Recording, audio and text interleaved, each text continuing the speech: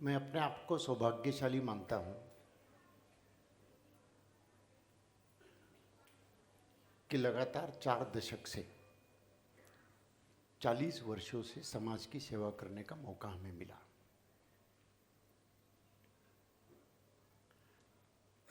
स्वाभाविक है, अगर 4 दशकों से हम लगातार समाज के अंदर, समाज के साथ, समाज के लिए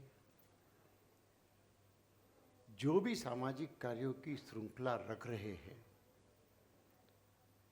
उसके कई सारे ढेर सारे अनुभव ये आप सब लोगों के साथ शेयर करने का मौका मुझे मिल रहा है।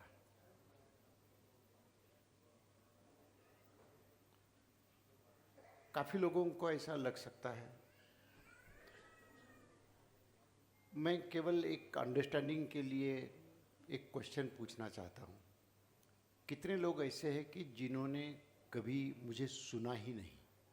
हाथ ऊपर करेंगे। सुना ही नहीं। Okay, thank you. मैं इसलिए ये सब कह रहा था कि आपके साथ कनेक्ट होने के लिए अगर किसी को कुछ बैकग्राउंड ही पता नहीं है तो फिर थोड़ी बहुत जानकारी उस माध्यम से रखनी पड़ेगी। मैं बहुत संक्षेप में कनेक्ट करूंगा उस जानकारी को आपके साथ।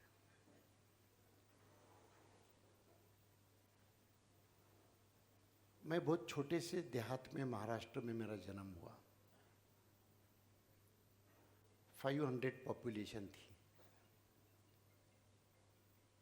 पिताजी का एक बहुत छोटा सा 10 बाय 10 का किराना दुकान था।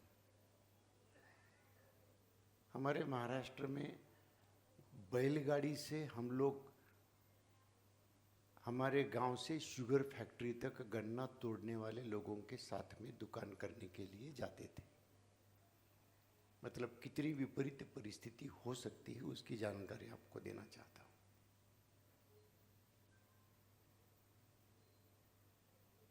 जब मैं खुद, मेरी माँ 6 महीने की मैं था तब एक्सपायर हो गई, तब मेरे घर में कोई फीमेल नहीं थी। तो मेरा पालन पोषण मासी, बुआ, ऐसे अलग अलग घरों में हुआ।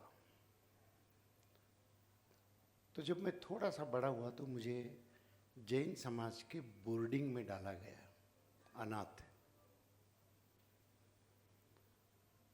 हमारे बोर्डिंग में उस वक्त बोर्डिंग को जब डोनेशन आता है तब वो डोनेशन लेने के लिए बोर्डिंग के 20-25 स्टूडेंट्स को, जैन समाज के कोई बड़े परिवार में शादी होगी तो केटरिंग का काम, अभी केटर आ गए, तब केटर नहीं थे, तब बोर्डिंग के बच्चे पुरसने के लिए आते थे।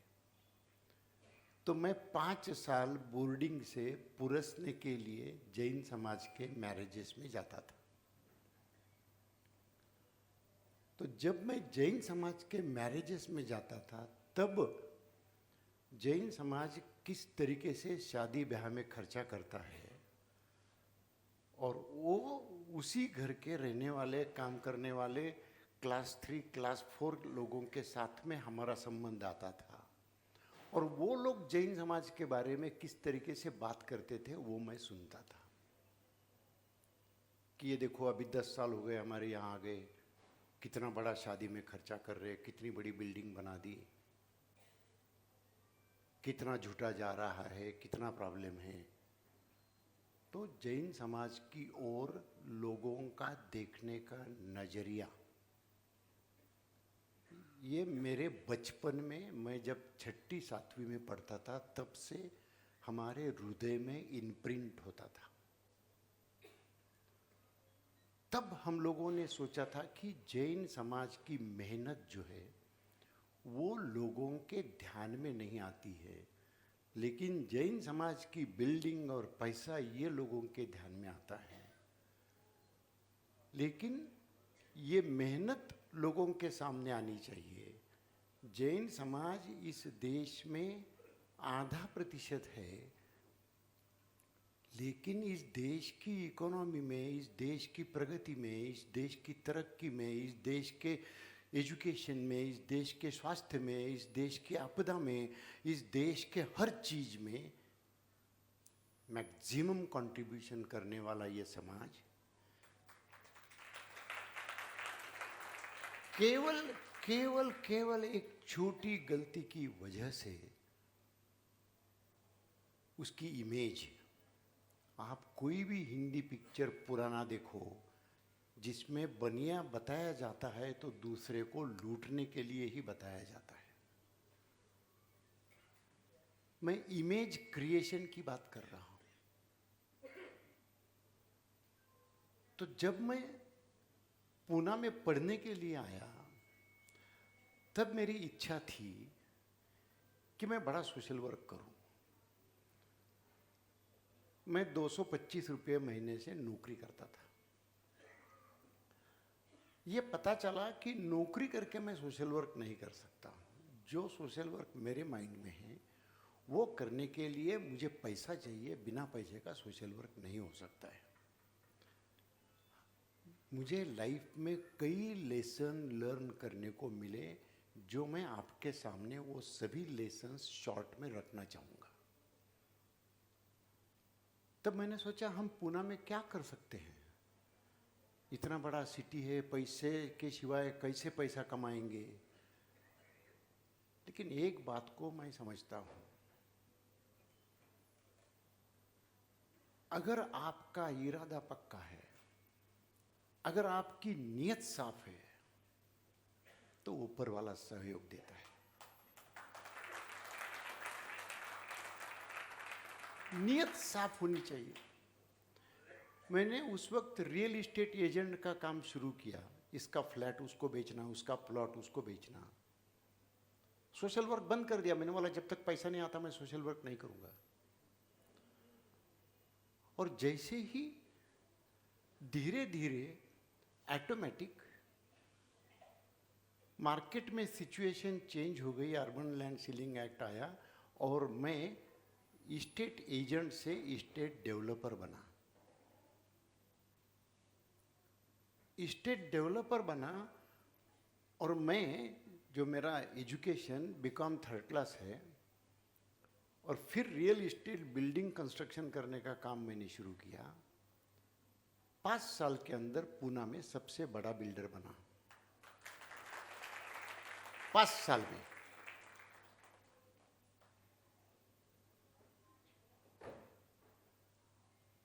ईमानदारी से भी काम किया जा सकता है, ये हमने प्रूव करके दिया।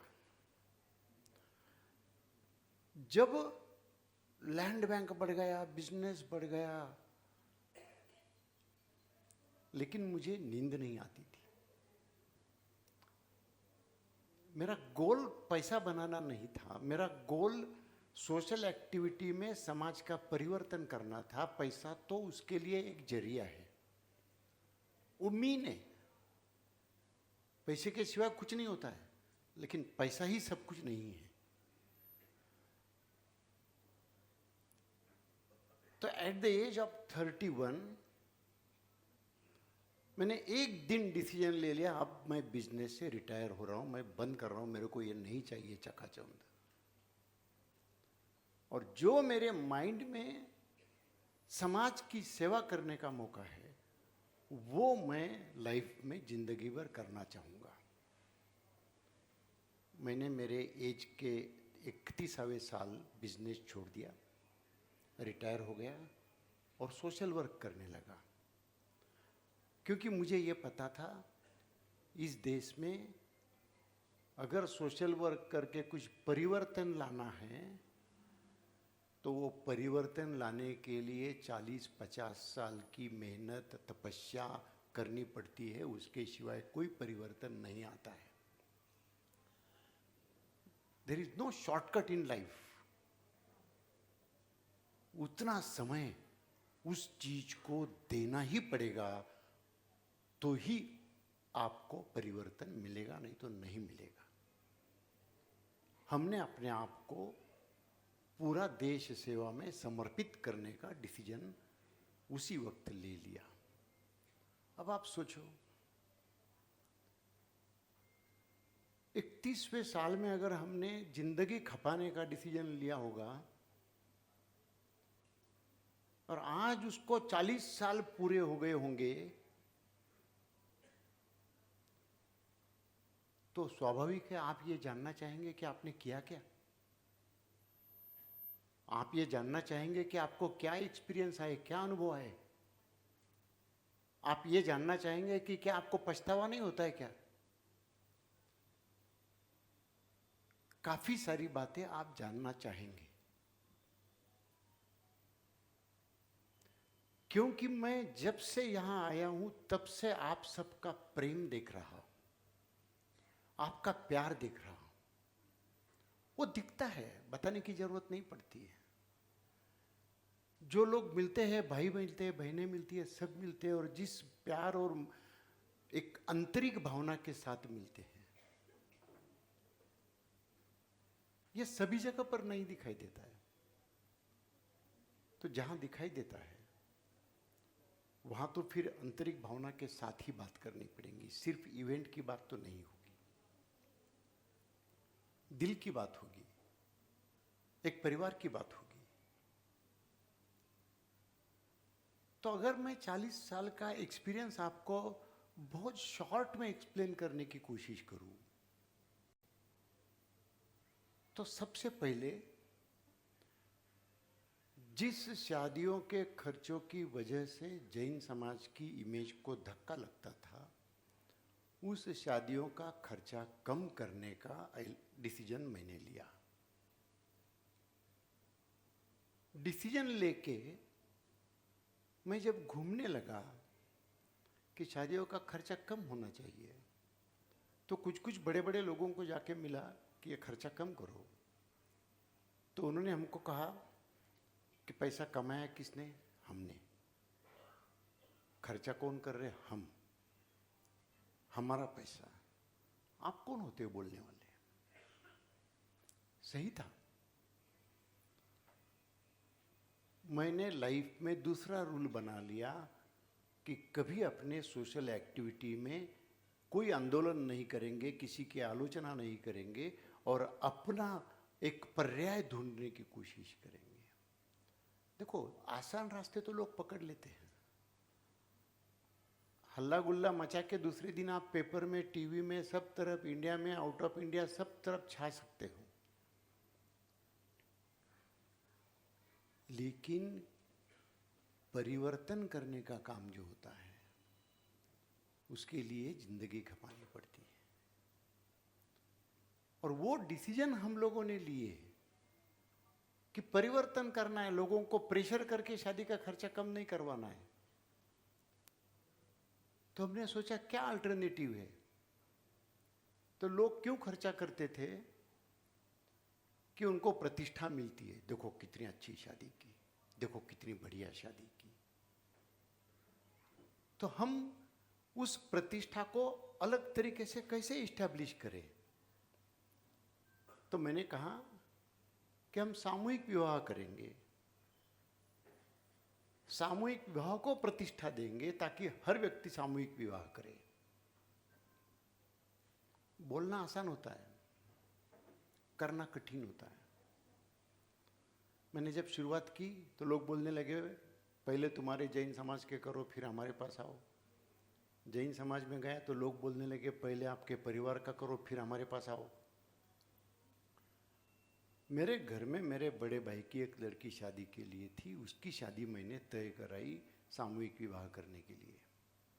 सामूहिक विवाह में विवाह करेंगे ऐसी कंडीशन डाली,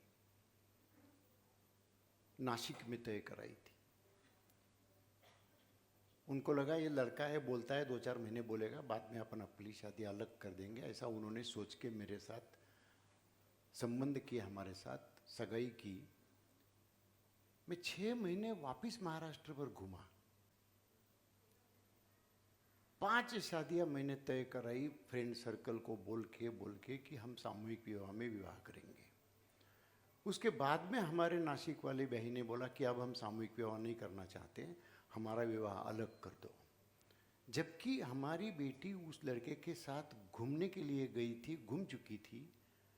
उसके बाद में मेरे सामने एक चौराहे पर मैं खड़ा हुआ कि मैं परिवार को दांव पर लगाकर सामाजिक कार्य कैसे कर सकूंगा। जैसे यहाँ एक थीम लिखा है, जैन समाज एट क्रॉसरोड।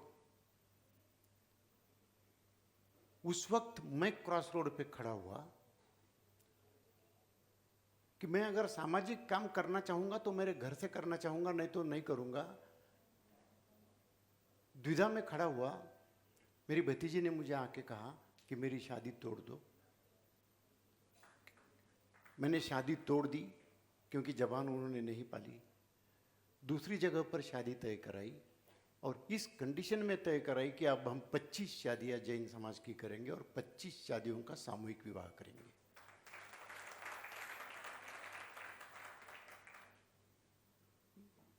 25 मई 1986 पहली 25 शादियां जैन समाज की पूना में कराई, जिसमें मेरे घर की 2 शादियां थी। उसके बाद यह पता चला कि ये सब शादियां मैंने तय कराई थी। तब पता चला शादी तो आराम से आदमी कर सकता है, लेकिन शादी तय करना मुश्किल है, एंगेजमेंट करना मुश्किल है। ये ग्राउंड लेवल पे जाके पता चला। तो इसलिए मैंने उस वक्त पहले 25 मई 86 के सामूहिक विवाह में मैच मेकिंग वधूवर परिचय सम्मेलन की घोषणा की और 17 अगस्त 1986 में पूना में पहला जैन समाज का परिचय सम्मेलन हमने किया। उसके बाद लगातार 25 शादियां, 51 शादियां, 100 शादियां, 625 शादियां, 5-5 लोग, 3-3 लाख लोग एक डायस पर हमारे पास आने लगे। तब मैं पूरे महाराष्ट्र में पैदल घूमा, एक भी सेकंड गाड़ी को बिना टच किए पूरे महाराष्ट्र की मैंने पदयात्रा की थी। आदमी को घसना पड़ता है, झिझना पड़ता है, तपना पड़ता है, मरना पड़ता है। सामाजिक काम आसान नहीं है, व्यवसाय आसान है। ये दूसरे के काम कराने से और कितनी आलोचना सहने से इस काम को करना पड़ता है, डट के आगे बढ़ना पड़ता है। ये चीजें हम लोगों ने सीखी। तो उस वक्त जो समस्याएं थी वो पारिवारिक समस्याएं थी। मैं आपको 40 साल की बात नहीं करूंगा, लेकिन 10-10 साल की बात 4 अलग किस्सों में बताऊंगा, क्योंकि इतना तो समय नहीं कि 40 साल की बात करूंगा। लेकिन एक दशक में हमने कैसा चेंजेस किए और कैसे समाज के प्रॉब्लम बदले, वो मैं आपसे बात करना चाहूंगा दशक वाइज।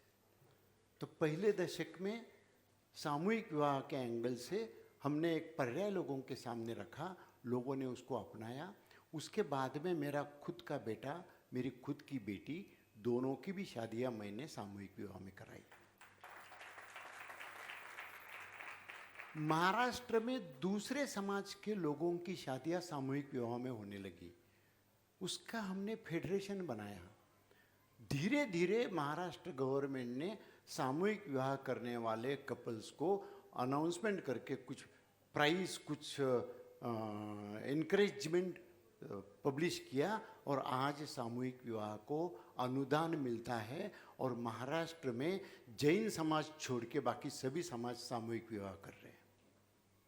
मतलब कहने का मतलब ये है कि कितना भी अंदर घुसने के बाद कुछ जगह पर एक सॉल्यूशन वर्कआउट होता है, कुछ जगह पर वर्कआउट नहीं होता है।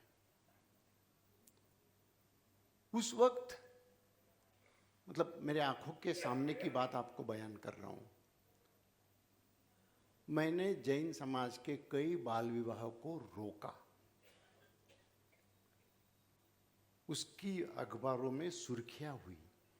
हम लोग 15-16, 14-15-16, 17 में भी विवाह उस वक्त करते थे। मैं 40 साल पहले की बात कर रहा हूं।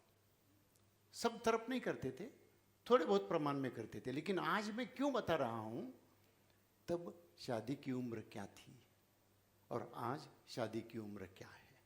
ये 40 साल में लगातार हर 10 साल में कैसा परिवर्तन हो रहा है, किस तरीके के दिन हमको देखने के लिए मिल रहे हैं, ये मैं आपको बताना चाहता हूँ। तो इसलिए हमने वो सारे इश्यूज को लेकर के एक पैकेज पूरा बना करके, हम लोग इश्यूज को सामने नहीं रखते, वर्केबल सॉल्यूशन निकालते हैं, प्रोग्राम डिजाइन करते हैं, तैयार करते हैं, वो इम्प्लीमेंट करते हैं, उसको सक्सेस करते हैं और उसको समाज में स्प्रेड करते हैं ताकि समाज का थोड़ा सा काम हल्का हो सके। जब ये पारिवारिक इश्यूज के ऊपर काम करते थे तब जैन समाज में उस वक्त पहले दशक में पूरे पारिवारिक विषयों के ऊपर हमने काम किया। दूसरे दशक में उस वक्त जैन समाज के लोग अपने बच्चों को ज़्यादा पढ़ाते नहीं थे और उनको पढ़ाना चाहिए, इसका हमने अभियान चलाया। टेक्नोलॉजी से बच्चों को अवगत कराने का भी अभियान चलाया, क्योंकि हमारे समाज में हुनूर है। हमारा समाज भले ही 0.5% हो, लेकिन we are entrepreneurs by birth. हमारे में व्यवसाय है। हम पढ़े नहीं पढ़े, डिग्री है नहीं है, कोई फर्क नहीं पड़ता। बिना डिग्री का हम मेडिकल कॉलेज खोल सकते हैं, बिना डिग्री का हम यूनिवर्सिटी खोल सकते हैं। यह आपके बाजू में बेंगलोर में अपना चैनराज है, 5वीं ड्रॉप आउट है, 5वीं ड्रॉप आउट है और जैन यूनिवर्सिटी चला रहा है। हार्वर्ड में उसको बुलाते हैं 5वीं ड्रॉप आउट को। ये जैन समाज है। आपके जैन समाज, अपने जैन समाज में इस तरीके का हुनूर है बच्चों में, उन हुनूर को चालना देनी चाहिए, अपॉर्चुनिटी देनी चाहिए, उनको संधि देनी चाहिए और उनको ऊपर उठाने का काम हो जाना चाहिए। ये हमारी दृष्टि थी। उस दृष्टि से हम रूरल एरिया के लोगों को सिटी में किस तरीके से बुला सकते हैं, बच्चों को कैसे सिटी में आ सकते हैं पढ़ाई के लिए। अगर हमारे रूरल एरिया में परिवार रहते हैं तो बड़ा परिवार रहता था, आज तो परिवार छोटे हो गए, लेकिन उस वक्त परिवार बड़े होते थे। तो कम से कम एक बच्चे को पूना में रखो तो वो फ्लैट लेंगे, फिर दूसरे बच्चे धीरे धीरे पढ़ने को वहाँ जाएंगे। ऐसा करके हमने सिटी में माइग्रेशन करने के लिए काफ़ी सारे काम उस वक्त किए। और आपको आश्चर्य होगा, ये जो बड़ी सिटीज है, पूना, जलगांव, नागपुर, अहमदनगर, ये सब रूरल एरिया के हजारों और लाखों जैन समाज के परिवार ये सिटीज में आके माइग्रेट हुए, पढ़े हैं। क्योंकि ये पता चला कि एजुकेशन के सिवाय आगे फ्यूचर नहीं है। तो एजुकेशन में बच्चों को आगे लाने का एक दौड़ रहा, एक समय रहा, वो समय का उपयोग ठीक ढंग से होना चाहिए। इस दृष्टि से हमने दूसरे दशक में एजुकेशन और बच्चों को एजुकेशन में किस तरीके से आगे आना चाहिए, उस विषय पर हमने काम किया। तीसरे दशक में, दूसरे दशक में ही शादियों के इश्यूज ज़्यादा बढ़ते जा रहे थे। तीसरे दशक में हमने ये समझ लिया था कि जैन समाज में डाइवर्स रेशो बढ़ेगा।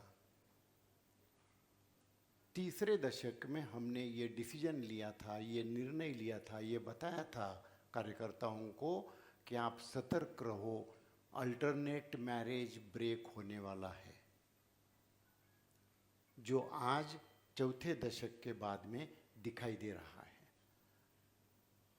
एक्सपीरियंस की वजह से अपने लोगों को पता चलता है, हमको पल्स मिलता है। आप लोग बिजनेस करते हैं, आवक जावक, बारिश कम आई ज़्यादा आई, क्या चलेगा क्या नहीं चलेगा, क्या आगे बढ़ेगा, ये आपको पता चलता है। आप भविष्यवाणी नहीं करते हो, आप एक्सपीरियंस से बिजनेस करते हो। तो एक्सपीरियंस आपको सिखाता है। तो एक्सपीरियंस ने हमको ये सिखाया कि देखो भाई, जैन समाज में तलाक बहुत बढ़ने वाले हैं, आप सतर्क रहो और तलाक नहीं हो इसके लिए क्या कर सकते हो, इसके ऊपर काम करो। अगर तलाक हुए तो वो प्रॉब्लम नहीं ज़्यादा होने चाहिए, इस तरीके से क्या काम कर सकते हो वो देखो। उस दृष्टि से हमने पूरे 10 साल वो इश्यू पर इन्वेस्ट किए। 1990 में मैंने कौटुंबिक लवाद, जिसको पारिवारिक अदालत बोलते हैं, ये खोल दी थी। महाराष्ट्र में जैन समाज के एक भी लड़की को या लड़के को घर के अंदर तकलीफ होती थी तो जैन संगठन के पास एप्लीकेशन करते थे और निश्चिंत होते थे, निश्चिंत होते थे। 25 केसेस, 50 केसेस, 100 केसेस, 200 केसेस हमारे पास उस वक्त आती थी। आप सोचिए, अगर हमारे समाज में ही सॉल्यूशन निकालने का फॉर्मूला हमने निकाल दिया तो सिर्फ नाम सुन के महाराष्ट्र में बीजेएस के पास मत जाओ, हम इधर सेटल कर लेते हैं, ये लोगों की भावना रहती थी, ये दबाव रहता था। आज मैं आने वाली 24 तारीख को, यानी आने वाले सैटरडे को, पूना में 15 केसेस एक दिन में आ रही है। 15 केसेस जैन समाज की जो काफी ज्यादा इश्यूज है, और हम लोग इसमें जैन समाज के हाई कोर्ट जस्टिस को भी इन्वॉल्व करते हैं, प्रक्रिया लगाते हैं। उनका हमारे पास लोगों का एप्लीकेशन आता है, हम उसकी स्क्रूटिनी करते हैं, हम हमारे वहाँ के कार्यकर्ताओं को बताते हैं, वो उनको जाके मिलते हैं, फिर दूसरे परिवार को जाके मिलते हैं, दूसरे जगह के कार्यकर्ता, फिर उनको एक लाने की कोशिश करते हैं। लेकिन अनफॉर्चुनेटली हम 5% लोगों को भी इकट्ठा नहीं ला सकते, ये दुर्भाग्य है। अगर इकट्ठा नहीं ला सकते तो सामोपचार से उनको अलग करने का तो ये समय है। शादी के 24 घंटे बाद भी पति पत्नी अलग होते हैं, इस तरीके की सिचुएशन हमने हमारे आंखों से देखी है और आज भी देख रहे हैं। ये परिस्थिति क्यों आ रही है, मैं उसका भी विश्लेषण आपके सामने करूंगा। ये परिस्थिति आने के लिए कारणीभूत कौन है, मैं उसके भी डेप्थ में जाके आपके साथ बात करना चाहूंगा। लेकिन इस तरीके के पारिवारिक अदालत लेकर के समाज की समस्याएं समाज में रिजॉल्व करने का एक प्लेटफॉर्म हमने क्रिएट किया। ये प्लेटफॉर्म क्रिएट करने के बाद में वो हमको 80-90% तक सक्सेस मिलता था। 5-10% जो कोर्ट कचहरी में नहीं, लेकिन जो क्रिमिनल में गई हुई केसेस है, वो कुछ लोग ईगो के कारण अलग रहते थे। आज उस परिस्थिति को देखने के लिए हमारे पास काफ़ी सारी समस्या और प्रॉब्लम सामने दिख रहे हैं। अभी आज की परिस्थिति क्या है, मुझे यहाँ काफ़ी अच्छी बात ये लगी कि 50% महिलाओं का पार्टिसिपेशन इस अधिवेशन में है। 50% फीमेल का कंट्रीब्यूशन तमिलनाडु जैसे स्टेट में, जो 30-40 साल 50 साल पहले जो हमारे समाज की लेडीज लोगों के सामने भी नहीं आ सकती थी, आज तमिलनाडु में 50% महिलाओं की उपस्थिति अधिवेशन में, ये परिवर्तन का बड़ा टप्पा है, ऐसा मैं मानता हूं और सही अच्छी बात है। आज समाज के सामने जो इश्यूज सामने दिखते हैं वो काफी गंभीर है, काफी गंभीर है। जैसे कि मेरी उम्र 71 है, हमने, आप बैठे हुए हमारे बोथरा जी है, बाकी सब लोग हैं, हम लोग 70-80 के हैं। हम लोगों ने एक जनरेशन में हमारे आंखों के सामने बड़े बड़े बदलाव देखे हुए हैं, हमारे आंखों के सामने। लेकिन आज जो चीज हम आंखों के सामने देख रहे हैं वो काफी गंभीर बनती जा रही है। आज क्या क्या समस्याएं, हम किस तरीके से समस्याओं को लेकर आ रहे हैं। मैं केवल जैन समाज की ही अभी बात कर रहा हूँ। जैन समाज छोड़ के जो हम लोग 40 साल में काम किए हैं और करते आ रहे हैं, मैं उसका जिक्र आपके सामने अभी नहीं कर रहा हूँ। उसकी श्रृंखला बहुत अलग है और बहुत बड़ी है।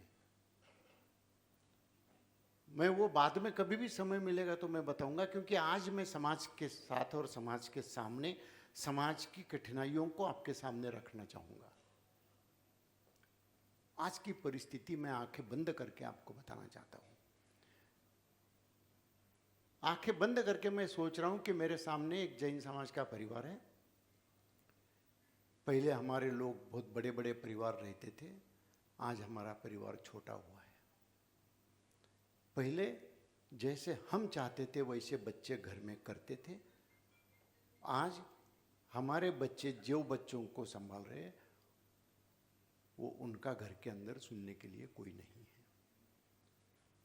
हमें गर्व होता था कि हमारा बच्चा हमारा सुन रहा है। आज वो गर्व नहीं रहा है। आज 6 साल का, 7 साल का, 8 साल का लड़का या लड़की घर में किसी की सुनते नहीं है, न माँ बाप की, न दादा दादी की। आज के हमारे जो टीनेजर लड़के लड़कियां हैं, वो भी हमारी बात नहीं सुनते हैं।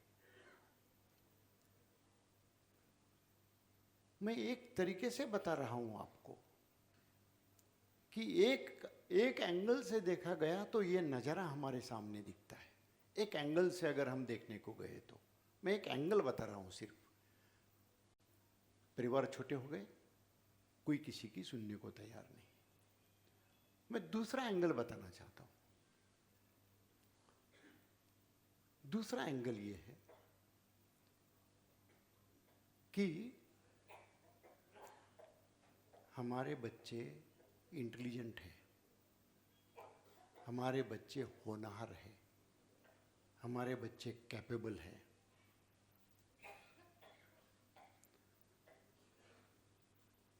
तो हमारे बच्चे इंटेलिजेंट है, होनहार है, कैपेबल है, ये बात के ऊपर हमको विश्वास रखना पड़ेगा। तुमको कुछ नहीं आता है, तुमको कुछ नहीं आता है, मैंने 40 साल दुनियादारी देखी है, ये बात आज नहीं है। आज because of western culture, because of technology, because of availability of information, हम लोगों को इस बात के ऊपर विश्वास रखना पड़ेगा कि हमारे बच्चे, छोटे छोटे बच्चे भी हमारे से होशियार हैं। मैं दूसरा एंगल बता रहा था आपको। आज अगर हमारे घर में मेरे घर में मेरे को कुछ भी प्रॉब्लम आता है तो मैं बेटे को भी नहीं पूछता हूं, मैं पोते को पूछता हूं। पोता मेरे को जवाब देता है। ये रियल फैक्ट है। सिर्फ मोबाइल पे कुछ करने का रहेगा तो पोते को पूछते, वो बात अलग है। मेरे को कुछ भी इंफॉर्मेशन चाहिए होंगी तो मैं पहले पोते को पूछता हूं, वो 2 मिनट में मेरे को बोलता है। तो कौन होशियार रहा? तो किसके पास नॉलेज ज्यादा है, किसके पास इंफॉर्मेशन ज्यादा है? तो एक्सेप्ट तो करो। आज होता यह है कि हम जिस तरीके से घर में हुकूमत जमा रहे हैं, वो हुकूमत के बजाय बच्चों को अप्रिशिएट करने का एक स्लाइड चेंज हमारे माइंड में करेंगे, डेली बच्चों को अप्रिशिएट करते रहेंगे तो घर का वातावरण चेंज होगा। मतलब छोटी छोटी चीजों से हमको आगे बढ़ना पड़ेगा, छोटी छोटी चीजों से। आज हम कहते हैं कि बच्चों का बिहेवियर चेंज हो रहा है। ये बात तो सही है। ये सिर्फ अपने बच्चों का हो रहा है क्या? पूरे वर्ल्ड में हो रहा है। आज अगर पुणे जैसे सिटी में, पहले मैं लोगों को बोलता था आप बच्चों को पुणे पढ़ने के लिए भेजिए। लोग भेजते थे काफ़ी सिटीज़ में, आज भी भेजते हैं, इधर भी भेजते हैं, शहरों में भेजते हैं। लेकिन उस वक्त का कॉलेज का वातावरण और आज का कॉलेज का वातावरण, इसमें ज़मीन और आसमान का डिफरेंस है। आज जिस तरीके से बच्चे एक दूसरे के साथ रहते हैं, हम कभी उसको डाइजेस्ट नहीं कर पाएंगे। लेकिन उनके एंगल से अगर हम देखेंगे तो उनकी दुनिया अलग है। वो हम कितना भी घर में उनको कुछ बोलेंगे तो वो गलत है। हमारा नज़रिया हमने बदलना चाहिए, उनके नज़रिए से लोगों को देखने की कोशिश हमने करनी चाहिए। आज क्यों इस तरीके से पहले हम बोलते थे कि शादियों की उम्र बदल चुकी है। पहले 18 थी, 20 थी, 22 थी, 25 थी, अब 30 है, 35 है। अरे आने वाले 15-20 साल के बाद तो कुछ लोग शादी ही नहीं करना चाहेंगे। ये परिस्थिति हमारे ही देखते देखते सामने आने वाली है। तो हम लोगों ने उस क्वेश्चन को देखने का नजरिया बदल दिया तो सब चीज सामने धीरे धीरे क्लियर हो जाती है। मतलब क्या, इस चीज को मैं अलग तरीके से कैसे समझाऊं? मैं ऐसे छोटे छोटे एग्जाम्पल आपके सामने बात करना चाहूंगा और एक एग्जाम्पल देता हूं।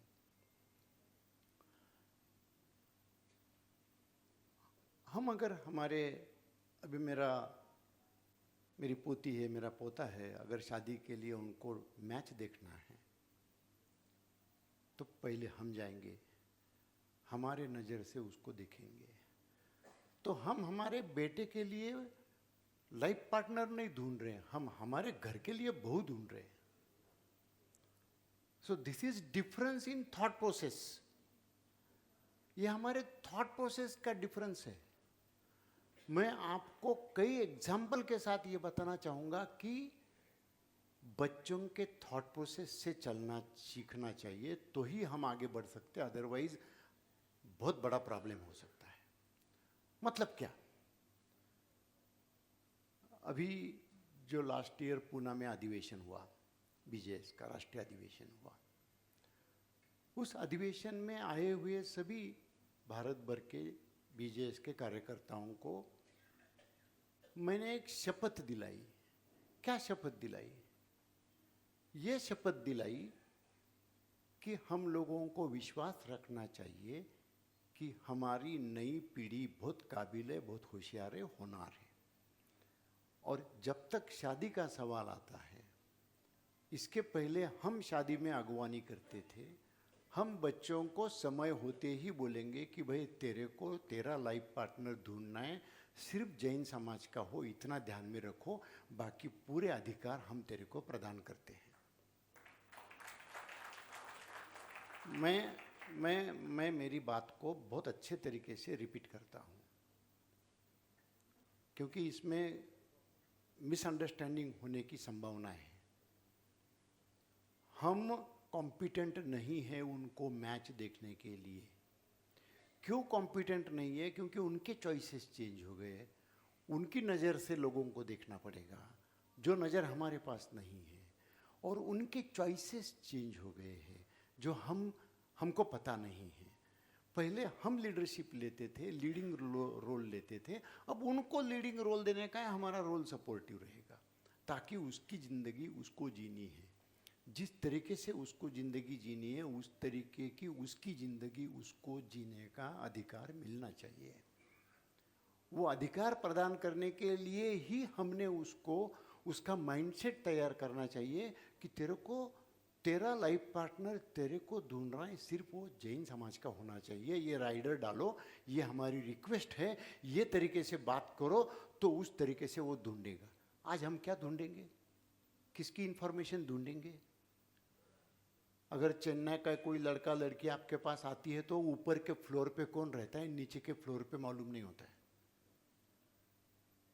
पहले जमाने में हम ये जानकारी निकालते थे लोगों से। अरे कोयम्बतूर का है क्या, चलो रे राजेश को फोन करो, राजेश ये कोई है क्या अपने पास, कैसा है, कैसा लगता है। अब वो जमाना नहीं रहा ना, अब जमाना ही पूरा बदल गया है। तो जमाना बदल गया तो जमाने के साथ हम नहीं बदले तो हम फेंक दिए जाएंगे बाहर, आउट, न घर का न घाट का। तो अगर हमने समय रहते उनको, मैंने देखो मेरे 2 पोते हैं, 2 दोहिते हैं, मैंने उनको साफ घर पे या लोगों के सामने बोल दिया है कि तुम्हारा लाइफ पार्टनर तुमको ढूंढना है, सिर्फ हमारे समाज का होना चाहिए, इतना ध्यान रखो। मैं कोई भी चीज की शुरुआत मेरे घर से करता हूं, लोगों से नहीं करता हूं। इससे क्या होगा? इससे उनकी ओनरशिप आती है, इससे वो ढूंढना शुरू करते हैं। उनको टेक्नोलॉजी से इमीडिएट पता चलता है कि कौन कहाँ कैसा है, उसका बिहेवियर क्या है क्या नहीं है, जो हमको पता नहीं चल सकता है। मुझे पता है 5-5, 10-10, 15-15 लाख, 20-20 लाख रुपए लेने वाले एजेंट भी हमारे समाज में, लेकिन कुछ नहीं होता है। 25-25 लाख देने के बाद भी शादियां टूटती है।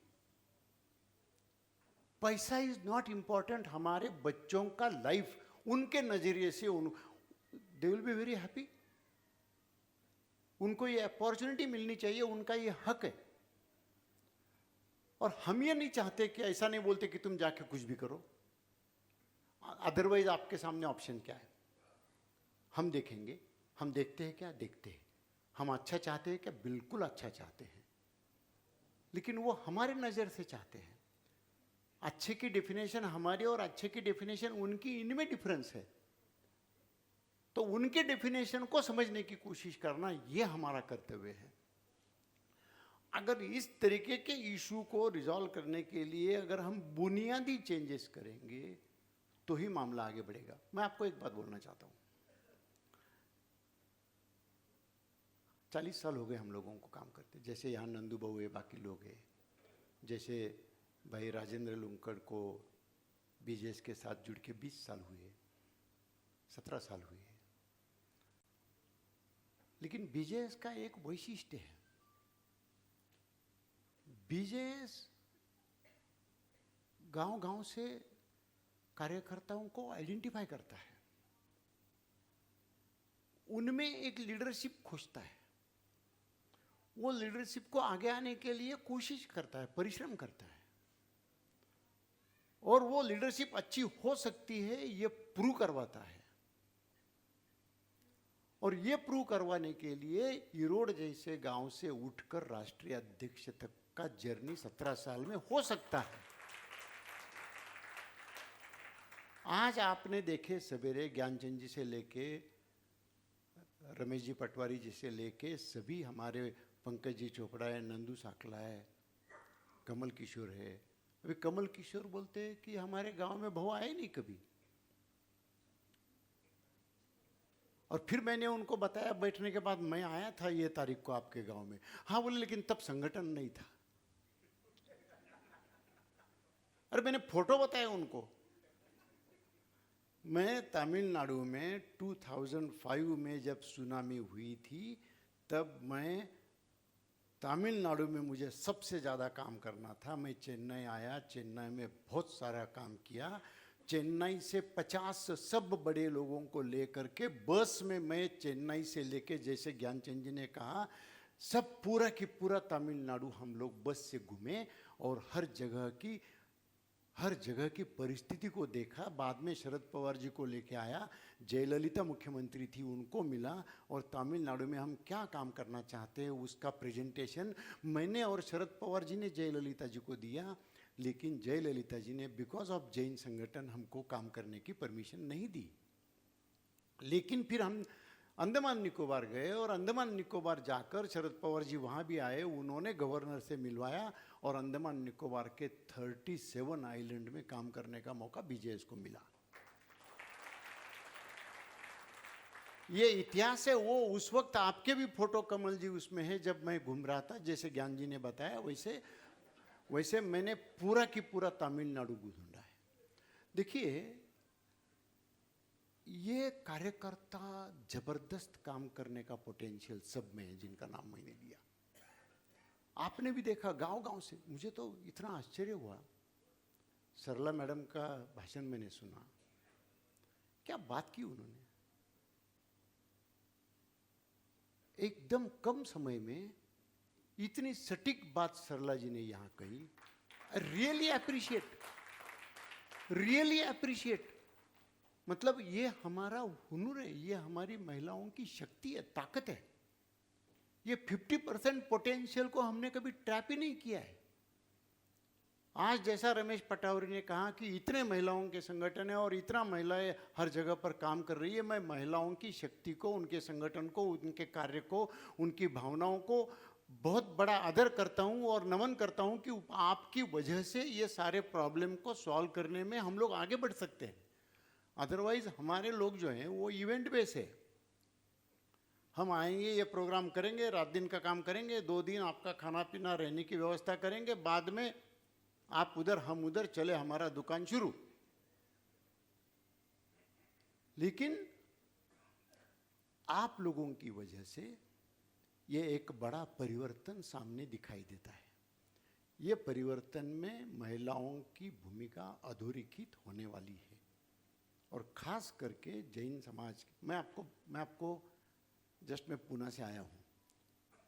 कल पूना में या बम्बई में, महाराष्ट्र में कॉरपोरेशन के इलेक्शंस थे और पूना में हमारे समाज की, जैन समाज की कुछ बहनें इतने बड़े पॉलिटिक्स में, इतने बड़े डर्टी पॉलिटिक्स में से उसको निकाल कर पार्षद करके चुनकर बाहर आई है। हमारी समाज की महिलाएं इतना बढ़िया काम, अगर उनको थोड़ा सा अपॉर्चुनिटी मिले तो वो कितना बड़ा काम कर सकती है। ऐसे कई एग्जाम्पल्स आपको देखने के लिए मिलेंगे। हमने आज तक जो ऑर्गेनाइजेशन चलाया वो सब लोग, ज्ञान जी, वो सब लोग अभी, हमारी भी उम्र काफी हो चुकी है। अभी हम लोग समाज की लीडरशिप नहीं कर सकेंगे। देखिए, हमारा एक्सपीरियंस काम में आना चाहिए, हमारी सोच काम में आनी चाहिए, लेकिन लीडरशिप हम नहीं कर सकते हैं। लीडरशिप करने का मौका हमको यंग जनरेशन को ही देना पड़ेगा। यंग जनरेशन आगे आएगी तो ही हम आगे का काम कर सकते हैं। एक बात है।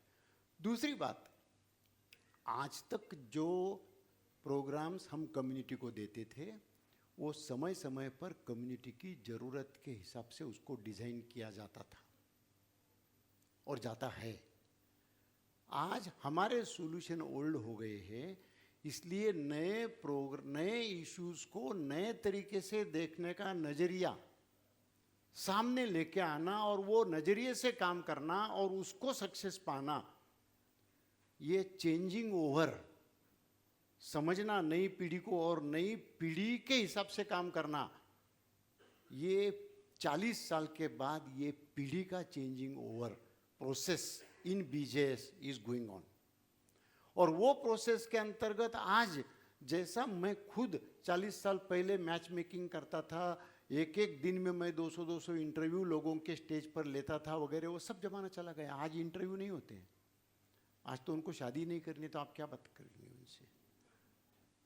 तो आज तो बात करना ही मुश्किल है। लेकिन ऐसे समय में उनको उनकी चीज समझाने की भी क्षमता होनी चाहिए।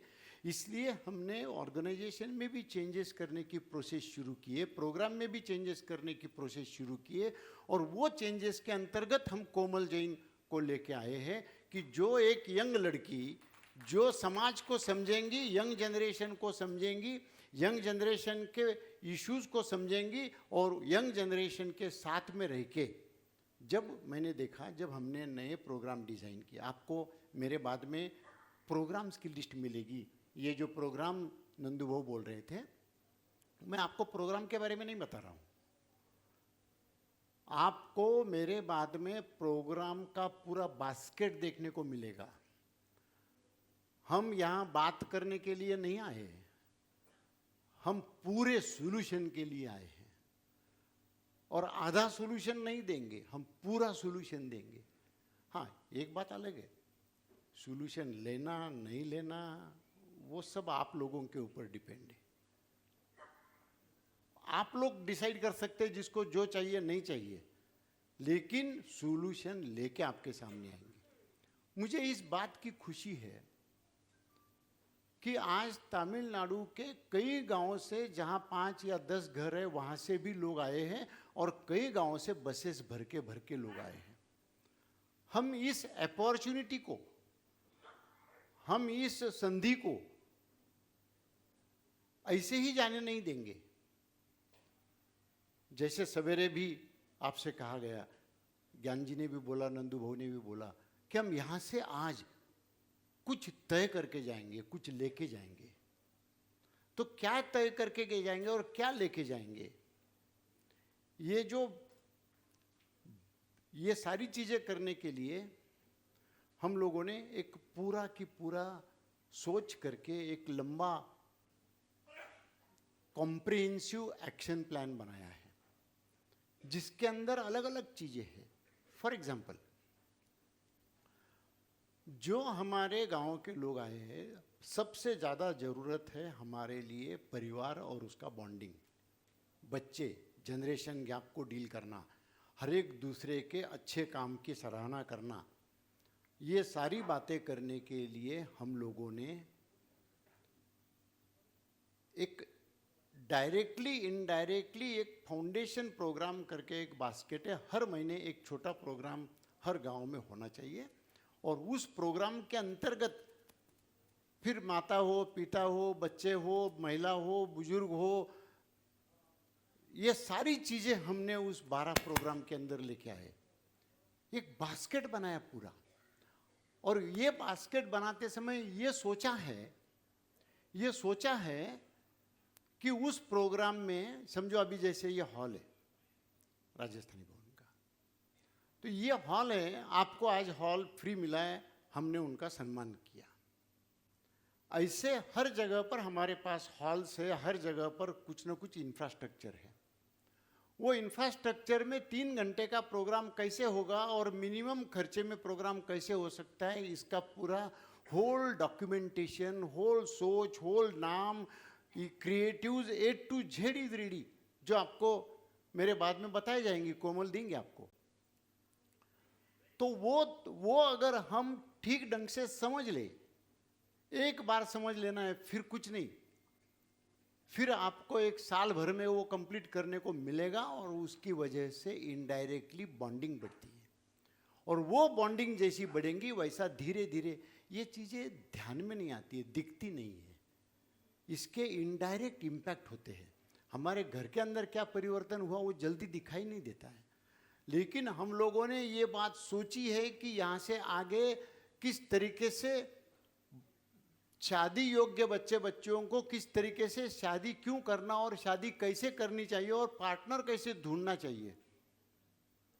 जो अप्रतिम प्रोग्राम बनाया गया है पुणे जैसे सिटी में, सभी के सभी हाईली क्वालिफाइड लोगों ने जिस प्रोग्राम को कंप्लीट एक्सेप्ट करके आगे बढ़ाया है, ऐसे प्रोग्राम की आज जरूरत है। और वो प्रोग्राम आपके सामने आने वाले हैं, और वो प्रोग्राम में आपको डिसाइड करना है। तो एक तरफ से एक अलग प्रोग्राम है, फाउंडेशन प्रोग्राम, जो हर महीने में एक प्रोग्राम आप गांव में करे जाएंगे। दूसरी तरफ से कुछ प्रोग्राम ऐसे हैं कि वो 2-3 महीने से एक बार पूरे स्टेट में अलग अलग जगह पर 2-2 महीने से अगर प्रोग्राम हुए तो हमारे घरों के, क्योंकि यहाँ ज्ञान जी ने काफ़ी अच्छा कहा कि देहातों में कोई लड़की नहीं देना चाहता है, लड़के लड़कियों के इश्यूज़ हैं, ये सब इश्यूज़ है, मतलब 100% है। हम इशू नहीं बताएंगे, हम सॉल्यूशन बता रहे हैं। इशू सबको पता है, तो वो सॉल्यूशंस के बारे में आपके सामने एक एक प्रोग्राम लेके सामने आएंगे और वो सॉल्यूशन सामने लेके आपको कहेंगे। दूसरी बात, इससे ज़्यादा अच्छा ये सारी बातें किस तरीके से टेक्नोलॉजी बेस हो। हम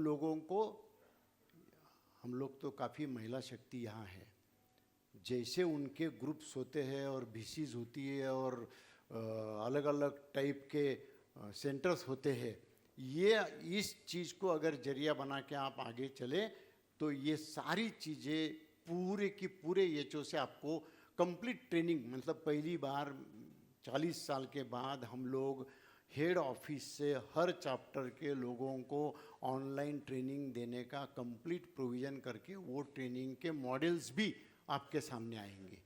मतलब इतना टेक्नोलॉजी के साथ काम करके यंग जनरेशन को जोड़ने का, क्योंकि लोगों के पास समय कम है और कम समय में उनको काम कैसे करवा के लेना। हमने यहाँ हम जब प्रोग्राम करते हैं ना तो पहले 1 घंटा सत्कार में चला जाता है। कोई यंग जनरेशन को ये सत्कार में सम्मान में इंटरेस्ट नहीं है, तो उस तरीके से ये यंग जनरेशन का टैलेंट कम समय में अच्छे तरीके से कैसे यूज होगा वो चीज़ बताई जा रही है। वैसे ही साथ साथ हमारे जो देहात के लोग हैं उनके लिए किस तरीके से गवर्नमेंट की स्कीम्स के साथ, एमएसएमई की स्कीम्स के साथ उन लोगों को कैसे जोड़ा जा सकता है, इसके लिए भी बीजेएस के कुछ लोग रात दिन की मेहनत करके हर जगह पर जाने की कोशिश कर रहे हैं। वो भी सारी चीज़ें आपके सामने आएगी, अभी आएगी, आज ही क्योंकि हम यहाँ हैं तो तब तक हम ये सारी चीज़ें आपके सामने लाने की बात करेंगे। मैं इस विषय पर ये कहूँगा कि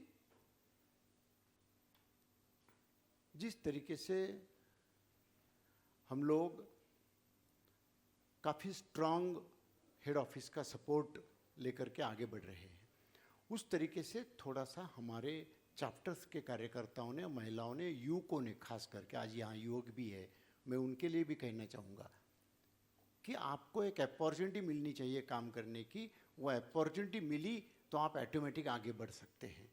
ये लीडरशिप में हम कम नहीं होने चाहिए, आगे होने चाहिए। ये बातों को हमने लोगों के सामने रखना चाहिए। जैसी ये समाज की बातें हम आपके सामने रख रहे हैं, वैसे ही हम लोगों ने 40 साल से प्रयास करके 3 चीज़ों के ऊपर कंट्री भर में, पूरे देश भर में एकमात्र ये बीजेएस ये संगठन है कि जो 3 विषयों में देश में सबसे बड़ा काम करता है, जिसके जिक्र मैं केवल 5 मिनट में करूंगा और फिर क्योंकि आगे भी प्रोग्राम से आपको बताने कुछ क्वेश्चन आंसर भी आपसे करूंगा। मैं केवल 3 विषयों की बात आपके सामने रखूंगा। नंबर 1, इस देश में काफ़ी आपदाएं आती हैं, जैसे यहाँ सुनामी आई, भूकंप आया, बाढ़ आई, सूखा आया, ऐसी काफ़ी सारे आपदाएं आती, जैसे कोविड आया। ये आपदाएं जितनी भी 40 साल में इस देश में आई, वो सभी आपदाओं में सबसे ज़्यादा काम करने वाली देश भर में, मैं रिपीट करता हूँ, पूरे देश भर में सबसे ज़्यादा बड़ा काम करने वाला अगर कोई संगठन होगा तो वो है भारतीय जैन संगठन। देखिए 93 में लातूर में भूकंप आया, हम लोगों ने रोज 10-20 हज़ार लोगों का खाना उधर खिलाया। वहाँ से 1200 अनाथ बच्चों को पकड़ के हम पूना लेके आए। 1200 अनाथ बच्चों को पूना लेके आए और उनको ग्रेजुएशन तक पढ़ाया। तो 1200 परिवार जो हैं वो पूरे के पूरे परिवार परिवर्तित हो गए, बदल गए, उनकी उन्नति और तरक्की हुई। अगर ये नहीं होता तो शायद वो बच्चों की पढ़ाई छूट जाती, शायद वो अलग अलग मार्ग पे भी लग सकते थे। उसके बाद में जब गुजरात में भूकंप आया तो हम लोगों ने गुजरात में 3 महीने गुजरात में बैठ के 368 स्कूल का निर्माण करके गवर्नमेंट को free of cost, Atal Bihari Vajpayee prime minister थे, उनको हमने सुपुर्द किया। मैं रिपीट करता हूं, 368 स्कूल का निर्माण करके, 368 स्कूल का निर्माण करके हमने प्राइम मिनिस्टर को सुपुर्द किया। 1,20,000 बच्चों को स्कूल में बिठाया, प्राइम मिनिस्टर के साथ काम किया। जब सुनामी आई तब अंडमान निकोबार में, जैसे मैंने आपको बोला, 37 आइलैंड में हमने, मैं खुद 2 साल आता जाता था। मेरे 500 टिकट्स गवर्नमेंट ने मेरे को दिए थे फ्लाइट के जाने के आने के, पूना से चेन्नई और चेन्नई से अंडमान। जब तमिलनाडु का काम पूरा करके, अंडमान का काम पूरा करके चेन्नई से मैं जा रहा था, सुरजीत सिंह बरनाला गवर्नर थे उस वक्त, उनको पूरा काम हैंडओवर किया और उसी दिन मेरे को दिल्ली से फ़ोन आया कि जम्मू कश्मीर में भूकंप हुआ। तो हम लोग जम्मू कश्मीर गए। जम्मू कश्मीर के पूरे बॉर्डर पे हम लोग घूमे और जो काम 2 महीने में जम्मू कश्मीर में, 2-3 महीने में बीजेएस ने किया, भारत की लोकसभा ने रिजोल्यूशन करके, ऑन रिकॉर्ड रिजोल्यूशन करके, भारतीय जैन संगठन का सभी पॉलिटिकल पार्टी ने मिलकर आभार प्रदर्शित किया कि टोटल जम्मू और कश्मीर में किस तरीके से बीजेएस ने काम किया। ये जब जितने भी प्रॉब्लम होते हैं, बिहार में बाढ़ आई तभी हमने काम किया, सब तरह, महाराष्ट्र में किसान आत्महत्या करते हैं, 1000 आत्महत्या किए हुए किसानों के बच्चों को हम पुणे में लेके आए, 1000। जब जैन समाज की इमेज कब बढ़ती है कि जब वहाँ के लोग, वहाँ के किसान ये बात करते हैं कि जैन समाज है तो हमारा आधार है। जब हम उनका आधार बनेंगे तब हमारी काठी कभी नहीं हिलेगी, तब हम पूरा की पूरा वहाँ बैठ सकते हैं। इसलिए उनके पास जाकर वो काम करना चाहिए। इस तरीके से डिजास्टर में काम करने का मौका बीजेएस को मिला। जब कोविड आया तो पूरे भारत देश में कोविड में सबसे ज़्यादा काम बीजेएस के एंगल से हुआ, सबसे ज़्यादा काम, सबसे ज़्यादा काम। तो इस तरीके से एक तरफ से नैसर्गिक आपदाओं में बीजेएस ने देश में अपनी पहचान बना ली है। दूसरा काम किया है वो है पानी में। देखिए हम लोग जैन समाज के हैं, देखिए जैन समाज में एक पानपुई बनाते हैं तो भी हमको लगता है कि हमने लोगों की प्यास बुझाई। अभी जमाना बदल गया है, सिर्फ पानपुई का जमाना नहीं है, गांव के तालाब का जमाना है। अभी गांव के तालाब को पानपुई बनाने का जमाना है। तो हम लोगों ने पूरे भारतवर्ष में इस तरीके से तालाबों से मिट्टी निकालकर तालाबों के वाटर कैपेसिटी बढ़ाने का काम किया। तो 2 साल पहले हमने 100 डिस्ट्रिक्ट में काम करने का हमको मौका मिला, और हम सौभाग्यशाली मानते हैं अपने आप को कि इस देश के पूरे सभी राज्यों के चीफ मिनिस्टर्स बोलो या प्राइम मिनिस्टर बोलो या जल शक्ति मिनिस्टर बोलो, पंचायती राज मिनिस्टर बोलो, ये सभी लोगों के साथ MOU करके हम लोगों ने पानी में काम करने वाली सबसे बड़ी संस्था करके बीजेएस को पूरे देश में सबसे ऊपर उठाकर जैन समाज की सेवाएं लोगों के सामने रखी। थर्ड बात मैं कहना चाहूँगा, ज़्यादा समय नहीं लूँगा, थर्ड बात जो ज़्यादा मैं डिटेल में नहीं बताऊँगा, लेकिन ये सब जितने इम्पोर्टेंट है उतनी ही इम्पोर्टेंट है छोटे बच्चों के संस्कार। उसमें हमने करिकुलम सिलेबस बनाया है।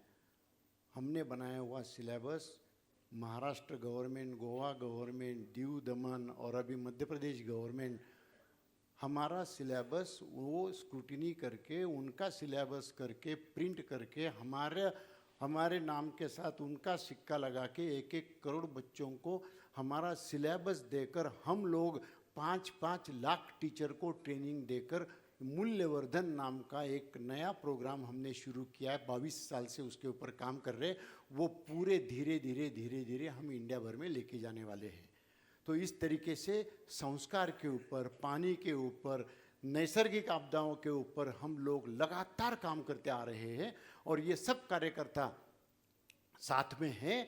इसलिए हम बड़े सपने देखते हैं और बड़े काम करने की कोशिश करते हैं। मुझे इस बात का विश्वास है कि भगवान महावीर की विचारधारा, भगवान ऋषभदेव जी की विचारधारा, जैन समाज की विचारधारा, ये केवल पूजा पाठ तक सीमित ना हो, ये केवल भाषण और व्याख्यान तक सीमित ना हो, तो पूरे देश को पथदर्शक हो सकती है। इस तरीके से उसको प्रत्यक्ष रूप से कार्यान्वित करने का काम, जमीनी स्तर पर उसको लाने का काम, ये जो है ये हम लोग करने की कोशिश कर रहे हैं। और रियल जैन समाज का अस्तित्व अगर हमें टिकाए रखना है तो हमको उस तरीके से एक हमारे समाज की उन्नति और साथ साथ दूसरे समाज की उन्नति, ये दोनों भी एक तराजू के 2 अलग अलग हिस्से हैं, वो दोनों को हमको इक्वल रख के आगे बढ़ना पड़ेगा, तो ही हम आगे जाके उसमें काम कर सकते हैं, ऐसा मुझे लगता है। काफ़ी देर से बोल रहा हूँ, इसके लिए ज़्यादा नहीं बोलूँगा, लेकिन मैं आपको सीधा यहाँ क्वेश्चन पूछने के लिए बुलाऊँगा। अगर आप माइक लोगों को देंगे, मैं भगवान से ये प्रार्थना करना चाहता हूँ कि मेरे समाज को, मेरे कार्यकर्ताओं को, युवकों को, महिलाओं को ये ताकत दे कि ये समाज में देश बदलने के, देश में परिवर्तन लाने की ताकत है, क्षमता है, पोटेंशियल है। ये पोटेंशियल हमको यूज़ करके, देश सेवा करके हम देश में सबसे नंबर 1 सेवा में बने और हमारे समाज की भी साथ में तरक्की हो, प्रगति हो, इस तरीके का हमें आशीर्वाद दे। ये मैं भगवान महावीर के चरणों में प्रार्थना करता हूँ। और अभी का मेरा जो लंबा हुआ भाषण है वो मैं ख़त्म करता हूँ, पूरा करता हूँ। और अगर आपको कोई क्वेश्चन पूछने तो आप क्वेश्चन पूछ सकते हैं, ऐसे मैं आपको रिक्वेस्ट करता हूँ। जय जिनेंद्र।